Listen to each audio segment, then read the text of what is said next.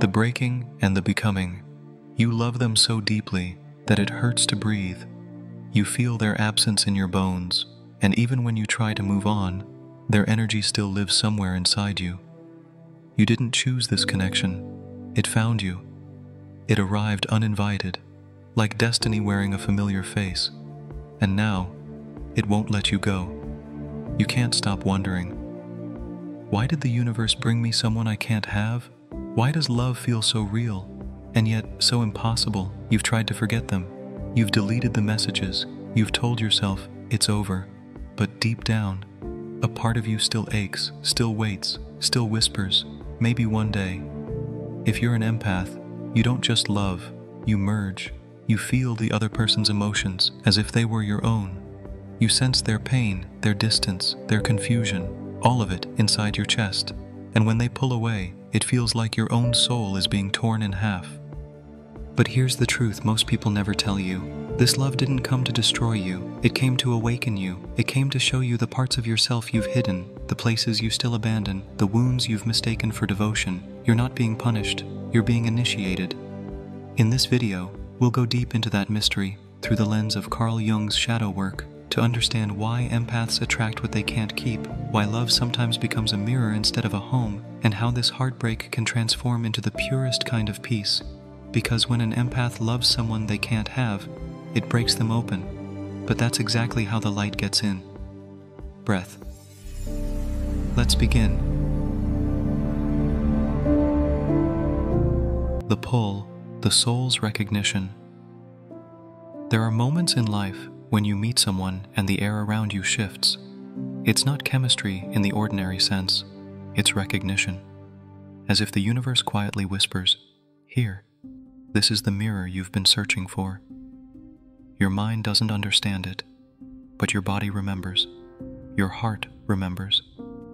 Some ancient part of you rises to the surface, a nameless longing that feels older than this lifetime. You look into their eyes, and it's like looking through time itself, seeing both a stranger and someone you've always known. You feel the pull, gentle, magnetic, inevitable. Carl Jung called this moment synchronicity, when an inner need meets an outer event so precise it feels pre-written. But the truth is deeper.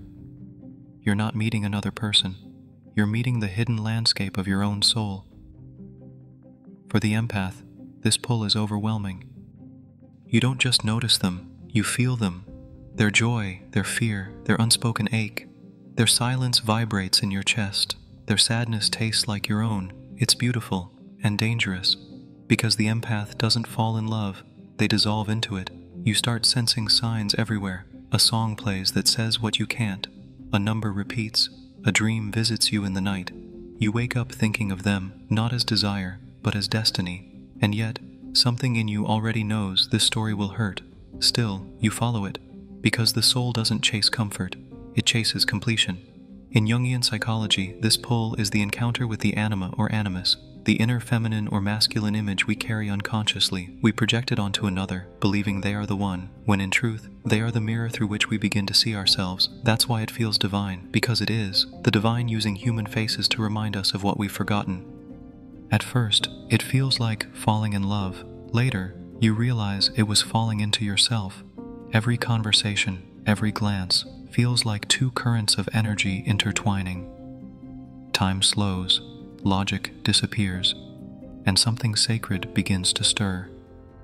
You start believing this person is the missing piece of your life, the one who will finally make you whole. But Jung warned, what we fall for most intensely is often the reflection of our unlived life. So you chase that reflection, you text, you wait, you replay, you overthink every word, because their attention feels like sunlight on the cold corners of your heart. When they withdraw, you panic, not because of them, but because the warmth reminded you how lonely your inner winter had become. That's what the pull really reveals, not another person, but the emptiness within you that's ready to be met. For a while, though, you mistake that emptiness for fate. You call it twin flame, soulmate, divine timing. You build entire constellations of meaning around the hope that they were sent to complete you. But what if completion was never the goal? What if the real purpose was to awaken the parts of you you keep abandoning every time you love someone more than yourself? Empaths often confuse intensity with intimacy because they feel so deeply. They assume depth equals destiny, but emotional depth without awareness becomes a whirlpool. It pulls you down until you can no longer tell where your feelings end and theirs begin. That's not union, that's fusion, and fusion always ends in fracture. Still, it's hard to resist. The warmth of recognition is intoxicating. It reminds you of the connection you've always longed for, a love that feels like home. But remember, the soul doesn't call you home to someone else. It calls you home to yourself. This person isn't your destination. They are the door. When an empath meets that door, they open too fast. They forget to guard the threshold. They give before being asked, listen before being heard, heal before being held, not out of weakness, out of devotion. You were wired to sense pain and answer it with tenderness. But tenderness without boundaries turns into exhaustion. Love without self-awareness turns into loss. And so the pull continues until you reach the edge, the moment when you realize this love, no matter how pure, cannot stay. You stand between two truths. Your heart says yes, reality says no. It feels cruel, but it's sacred, because this is the moment where love stops being about another and becomes about awakening. You see, the pull was never meant to bring you to them. It was meant to bring you through them, back to the place where your own soul has been waiting. They were the messenger. You are the message. Breath. And as painful as that sounds, it's only the beginning, because the universe doesn't break you to punish you. It breaks you so the light inside can finally escape. In the next chapter, The Illusion of Home, we'll look at why empaths mistake familiarity for safety and how the longing for connection can quietly become a mirror of childhood wounds.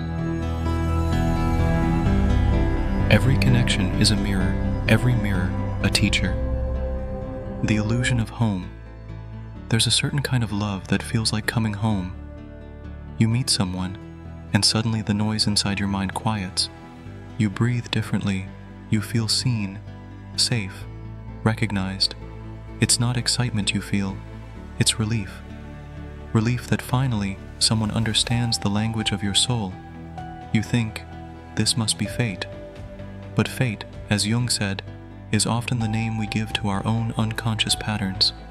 For the empath, that feeling of home isn't always a sign of alignment. Sometimes it's the echo of an old wound, a familiar vibration that feels safe only because it's known. It's the same frequency of love you once had to chase, the same warmth you learned to earn through giving more than you received. You feel at home, yes, but you forget to ask, what kind of home does my soul remember? Is it a place of peace, or a place where love was always conditional? Because the empath's heart, trained from childhood to read the room, to regulate the moods of others, can confuse tension for intimacy. When someone's energy feels familiar, your nervous system whispers, I know this, and familiarity feels like safety, even when it isn't. Jung called this the complex, an emotional pattern that lives in the body, repeating itself until it's brought into awareness. The empath doesn't fall for people by chance. They fall for the ones who carry the same emotional weather as the people who once shaped their world. That's why the unavailable person feels magnetic. Their distance mirrors your earliest form of love, the one that made you reach, wait, prove, hope. To the empath, love has never been still. It has always been earned. So when someone feels out of reach, that distance feels like destiny. You say to yourself, this must be the one, because their silence feels so familiar. But it isn't destiny calling, it's memory. It's your younger self still trying to complete a story that was never finished. You call it chemistry, but your body calls it recognition, a recognition of the emotional blueprint you've carried since childhood. That's why calm people sometimes feel boring, and chaotic ones feel alive. It's not your fault, it's your nervous system searching for what it once mistook for love. Carl Jung said that love is the greatest teacher of self-knowledge because it reveals the parts of us we can't see on our own. This illusion of home, it's not a mistake, it's the doorway to awareness. When you look at the one who feels like home, you're looking straight into the mirror of your own unfinished healing. Empaths often think they love too much, but it's not too much love, it's too much projection. You're not just loving them, you're loving the possibility they represent. the safety you've been craving, the version of you that finally gets to rest. And because that dream feels sacred, you hold on tighter, you offer, you understand, you overgive, you call it compassion, but underneath it's survival. You build a home inside them. You decorate it with patience and hope. You keep the lights on even when they stop showing up, and slowly, you disappear inside your own devotion. That's the hidden cost of being an empath. You turn your love into architecture, but you forget to keep a key for yourself. When they pull away, you don't just lose a person, you lose the place you thought was home. You wander through the ruins, searching for the echo of warmth that once filled the walls. You think the pain is about them, but the ache is really about you, about the part of you that keeps trying to find home outside your own heart. This is the shadow of empathy, the impulse to merge without boundaries, because when your gift is to feel everything, your lesson is to know where you end. Without that awareness, your love becomes a disappearance, and yet, this too has meaning. The illusion of home is still a teacher. It shows you what your soul still believes it needs. It points you toward the places where love has not yet become self-love. Every heartbreak you've ever known was a doorway back to yourself. Every time someone left, they handed you an invitation to become the home you've been seeking in others. So when life closes the door on the one who felt like destiny, it's not cruelty, it's redirection. You are being asked to come home to yourself. Jung said, "The meeting of two personalities is like the contact of two chemical substances. If there is any reaction, both are transformed." And that's the secret. They weren't meant to stay, they were meant to react, to catalyze, to awaken. What felt like loss was really initiation. You thought you were losing love, but love was trying to find you. Breath.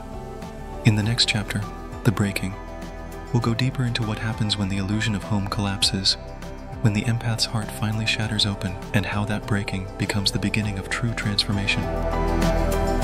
Every connection is a mirror, every mirror a teacher.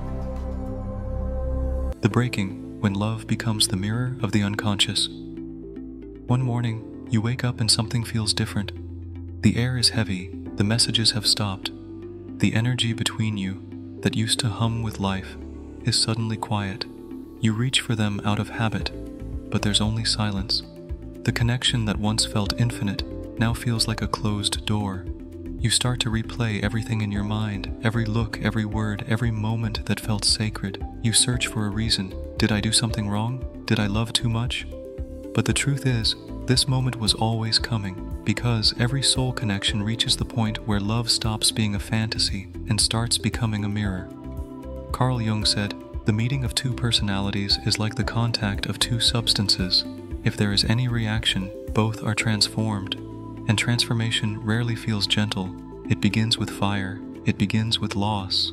It begins with the breaking. You thought this person came to complete you, but they came to reveal you, their withdrawal, their silence, their distance. It isn't punishment. It's the soul's way of pulling you into yourself, forcing you to see what you've been avoiding. The empath calls it heartbreak. Jung calls it the confrontation with the shadow. It's the moment when love becomes the flashlight that exposes everything hidden inside you. The wounds you still carry, the fears you still hide, the hunger you still deny. The pain feels unbearable because it's not just about losing someone. It's about meeting the parts of yourself that you once exiled for love. You see, when you fell for them, you didn't just fall for a person.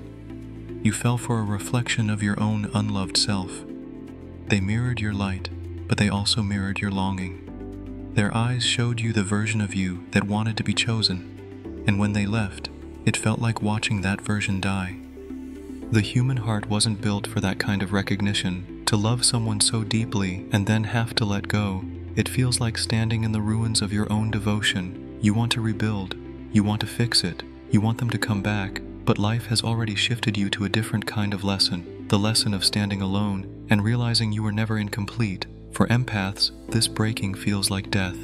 You can't eat, you can't sleep.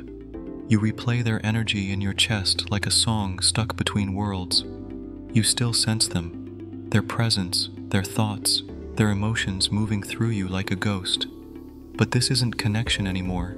It's attachment energy. your nervous system looping the memory of love to protect itself from loss. Jung said that what you resist persists. The more you try to hold on, the more you amplify what hurts, because the soul doesn't want you to fix it, it wants you to feel it.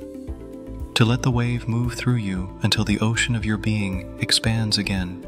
Every heartbreak carries a hidden doorway, and the password is surrender.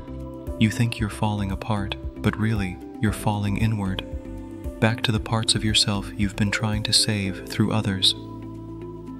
There is a moment, quiet, sacred, when the tears finally stop being about them. You cry not because they're gone, but because you finally understand what they were sent to show you. They weren't the source of your love.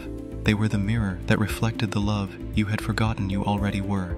This is the secret of the breaking. It's not an ending, it's a birth, a painful, beautiful, soul-stretching birth of consciousness. You can't be who you were before this, and that's the point. You came to this earth to remember wholeness, but sometimes the only way to remember wholeness is to feel what it's like to be split in two. That ache, that unbearable opening, is how light enters. It's how awareness breathes again. It's how the divine reclaims its place within you. One day, you'll look back on this version of yourself, the one sitting on the floor, heart cracked open, asking why.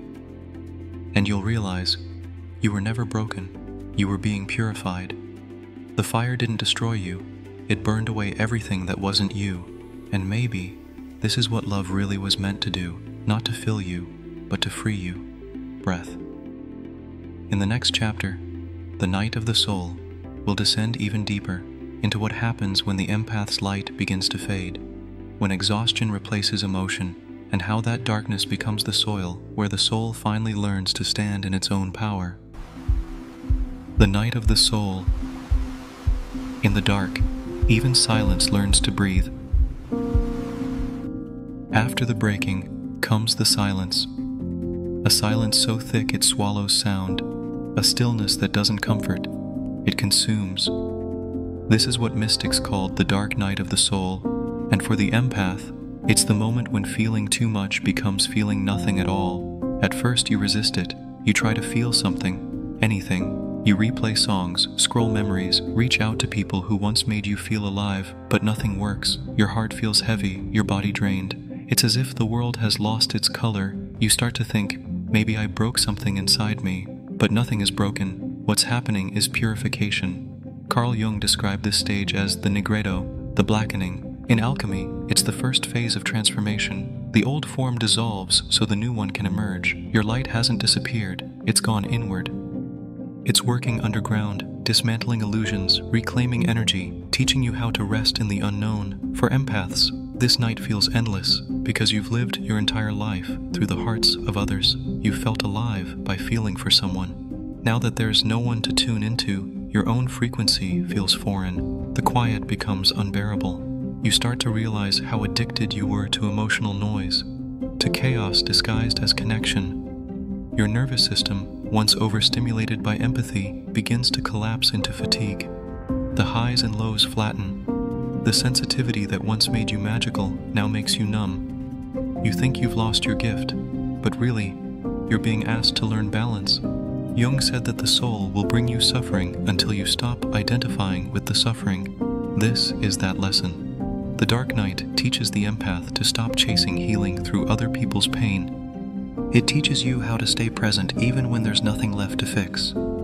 For years, you've carried other people's storms. You've absorbed, soothed, rescued, even when it drained you dry. But here, in the dark, there's no one to save. There's only you. And that realization feels unbearable at first, because it means you must meet yourself without the roles, without the story, without the usefulness that kept you loved. It's strange, isn't it, to have spent a lifetime feeling everything, and now, to be asked to feel nothing. But nothingness is sacred. It's not the absence of meaning. It's the space where meaning is born again. Many people never reach this place because it's terrifying. It feels like death, like your old self is dissolving. But that's exactly what's happening. The old self is dying. The one that believed love must always come from someone else. You begin to notice small shifts.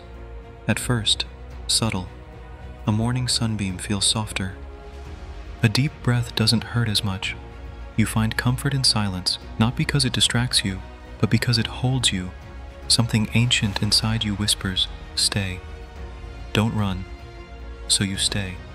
The empath's greatest transformation happens here, not in loving someone else, but in learning to stay present with their own emptiness. Because what you call emptiness is simply the space love needs to return. There's a truth hidden in this night. You were never meant to carry everyone. You were meant to contain the divine. Your sensitivity wasn't a curse. It was the vessel, and vessels must be emptied before they can be filled again. So you start to release the memories, the what-ifs, the versions of them you built in your mind. You start forgiving yourself for giving so much, for mistaking empathy for destiny, for confusing attachment with love. Each tear becomes a baptism, each sigh a surrender, and in that surrender, you stop fighting the night. You start to trust it. You realize that the dark was never here to hurt you, it was here to quiet you, so you could finally hear the voice beneath all voices, the one that says, "You are enough. You are still whole. You were never meant to disappear in love." In the silence, you rediscover a different kind of strength, not the kind that saves others, but the kind that holds yourself with infinite gentleness. The world outside hasn't changed, but the world within has. You're no longer a sponge, you're becoming a lighthouse. You no longer absorb pain, you transmute it. Carl Jung said, "One does not become enlightened by imagining figures of light, but by making the darkness conscious." And this is that process. The darkness is no longer an enemy, it's the womb, the sacred container where your next form is growing. So rest, dear soul. Let the light work unseen. Let the silence do what noise never could. You are not falling apart. You are falling into alignment, and when dawn comes, you'll rise not as the empath who breaks, but as the empath who remembers that love was never meant to take your energy, it was meant to reveal it. Breath. In the next chapter, The Turning, we'll explore the moment the light returns, how awareness begins to rebuild from stillness, and how the empath learns to transform pain into power. In the dark, even silence learns to breathe. The Turning, when pain becomes a rite of rebirth. After the longest night comes a still morning, the kind of morning where the air feels tender, as if the world itself is holding its breath. You wake up and realize the pain is still there, but it no longer owns you. It's quieter now. It hums instead of screams. It no longer asks for rescue. It asks for recognition. This is the turning point, when suffering stops being punishment and starts becoming teacher. Carl Jung wrote, "There is no coming to consciousness without pain." The empath learns this truth the hard way, but on the other side of pain, there's something shimmering, something that feels like peace, but deeper. You begin to notice beauty again, not the loud kind, not the kind that demands attention, but the quiet kind. The way sunlight lands on the wall, the way your breath feels steady again. This too is healing. It's not dramatic, it's sacred, because the soul doesn't heal through fireworks, and it heals through presence. At this point, the empath begins to see that everything they lost was never truly theirs. The person, the dream, the story, they were vessels for something larger. They carried the lesson until you were ready, and now you are. You start to understand that love was never asking you to chase, but to awaken. Every heartbreak, every silence, every unanswered message was a form of divine redirection. The universe was never withholding love from you. It was teaching you how to recognize the difference between attachment and truth. You look back now and realize how much of your pain came from trying to hold what wanted to move, from trying to possess what was only meant to pass through. That's the moment awareness enters, and awareness changes everything. The empath's superpower has always been compassion, but until now, that compassion was outward, always reaching, always saving. Now, it begins to turn inward. You start offering it to yourself. You forgive the version of you who overgave. You forgive the version of you who mistook chaos for passion. You forgive the one who built entire worlds on hope alone. Forgiveness is not forgetfulness, it's freedom. It's how you release the story without erasing the meaning, because the meaning remains, like gold sediment at the bottom of a river. You realize that the breaking wasn't destruction, it was alchemy. Carl Jung called this process individuation, the integration of all that you are, both light and shadow. This is when the empath stops being defined by what they feel for others and begins to be defined by what they understand about themselves. It's not about detachment, it's about balance. It's learning to love deeply without losing your center. And then, something miraculous happens. You begin to feel gratitude, not for what you endured, but for who you became through it. You realize that pain wasn't trying to break you. It was trying to introduce you to the version of yourself that could no longer be hurt in the same way. There's a quiet ritual that happens here, not in temples, but in the chambers of your own heart. It's the ritual of reclaiming. You start calling your energy back from every place you left it. You whisper, I release what is not mine. I retrieve what I once gave away. I forgive, I let go, I return to myself. And slowly, the pieces begin to return. You feel yourself filling up, not with someone else's energy, but with your own. This is what rebirth feels like. Not light exploding, not joy bursting, but a slow, steady expansion of peace. You no longer crave validation. You no longer wait for the message, the apology, the closure. Because the closure came the moment you stopped searching outside and found meaning within. The empath becomes something new now, an alchemist of emotion. They don't fear feeling anymore. They know that whatever enters them can be transformed. Grief into grace, loss into understanding, silence into serenity. You start moving through the world differently. You speak slower, you listen deeper, you trust the pauses between things, because now you know the spaces you once feared are where love truly lives. This is the turning, not the end of the story, but the beginning of wisdom. Pain was the initiation, awareness is the rebirth, and peace is what was waiting for you all along. Breath. In the next chapter, The Lesson, we'll explore what love really means after awakening, how the empath learns to love without losing themselves again, and how awareness becomes the new form of intimacy. Love flows where awareness is allowed to stay. The lesson: love as presence, not possession. There comes a moment, after the storm has passed, after the tears have dried, when you realize something quietly miraculous. You still love them, but the love no longer hurts. It's softer now, gentler. It doesn't demand, or chase, or cling. It simply is, and that's when you understand the lesson. Love was never meant to be possession. It was meant to be presence. Carl Jung said, "Wholeness is not achieved by cutting off a part of oneself, but by integration." For the empath, this means learning to integrate love without losing identity. It's not about closing the heart, it's about opening it wisely. In the past, you believed love was measured by how much you could give, how deeply you could feel, how far you could bend to keep the connection alive. But love doesn't thrive on sacrifice, it thrives on authenticity. True love asks you to bring your whole self, not your performance, not your perfection, just your presence. You begin to see that love, in its highest form, is not a trade, it's a mirror. When two people meet in consciousness, there's no more mine or yours. There is only the sacred space between, the meeting point of two aware souls, each holding their own light, each honoring the other's path. You no longer need to be needed. You no longer confuse intensity with connection. You no longer call pain devotion. Instead, you find beauty in balance, in giving without losing, in caring without controlling, in feeling without fusing. This is what Jung meant when he spoke of individuation, the process of becoming a whole being, capable of love without absorption. You realize that true intimacy isn't about merging, it's about meeting. It's not two becoming one, it's two remembering they were whole all along. So you start loving differently, you start living differently. You no longer chase the unavailable because your soul is no longer starving. You no longer rescue the wounded because you've healed the part of you that needed to save to feel worthy. You love with clarity now, and clarity is the most compassionate form of love there is.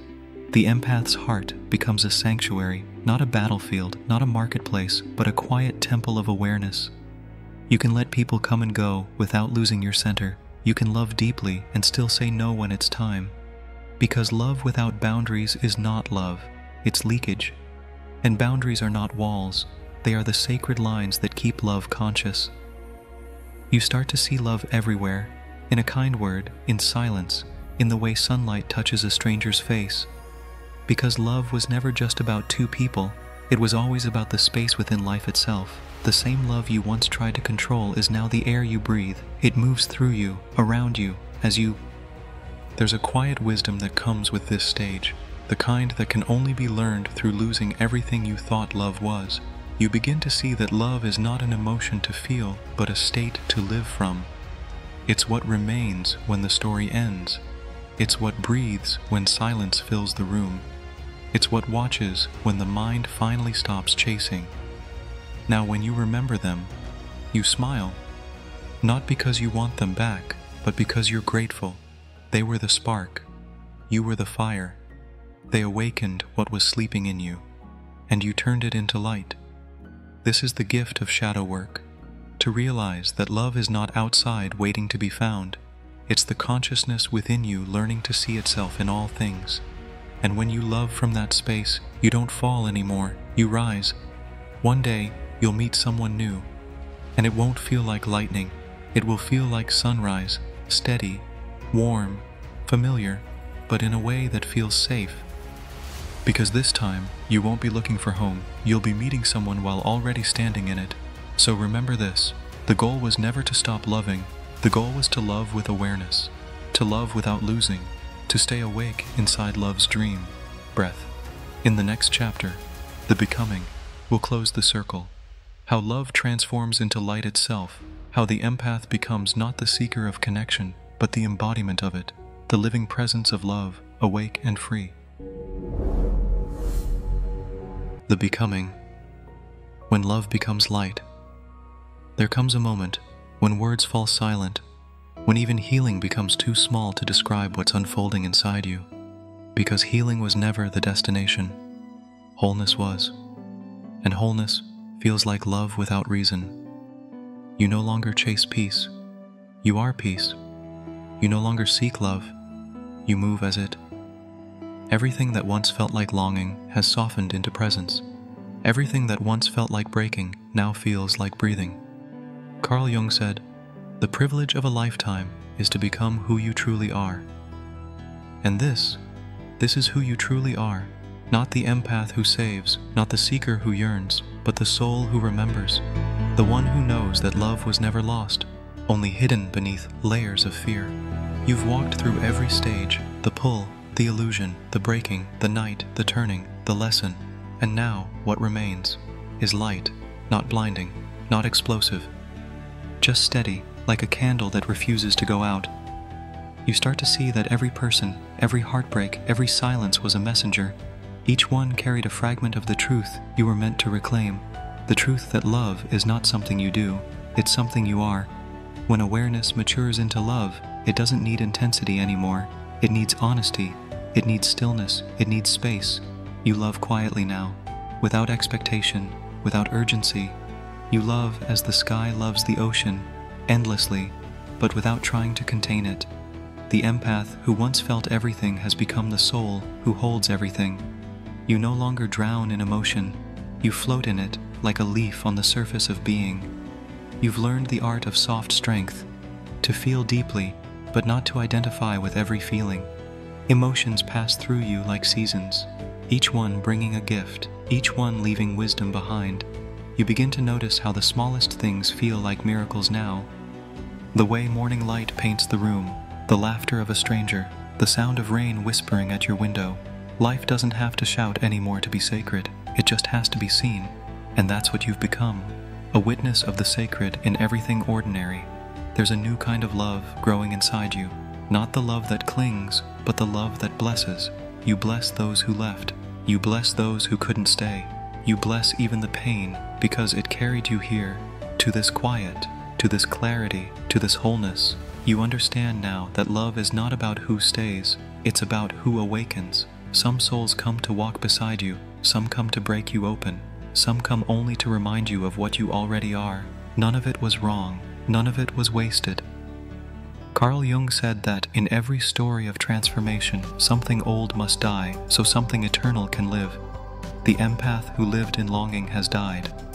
The awakened heart remains. A heart that knows how to feel without losing itself, how to love without disappearing, how to shine without burning out. Now, when you meet someone, you no longer ask, will this last? You ask, what truth will this reveal? Because you've learned that every encounter is another mirror, another chance to remember love in a different form. You move through life lightly now, not because you don't care, but because you finally understand that caring doesn't require carrying. You can love someone and let them go. You can forgive someone and still choose distance. You can hold space without holding pain. This is love, mature and awake. Love that flows through, not to. And as the journey comes full circle, you realize you never lost them. You never lost love. You only lost the illusion that love lived anywhere but here, in you. The empath's journey was never about finding the right person. It was about becoming the right presence. And now you are that presence.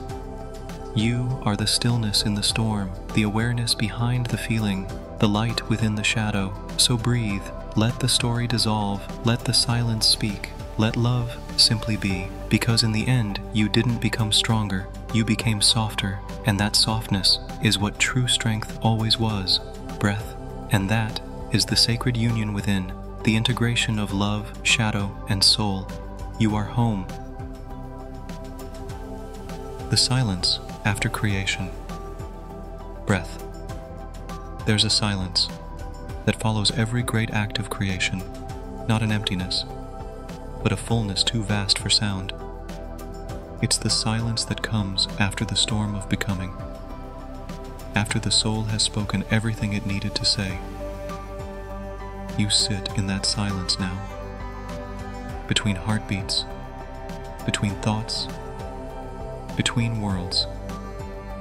Everything you've lived through was never meant to break you.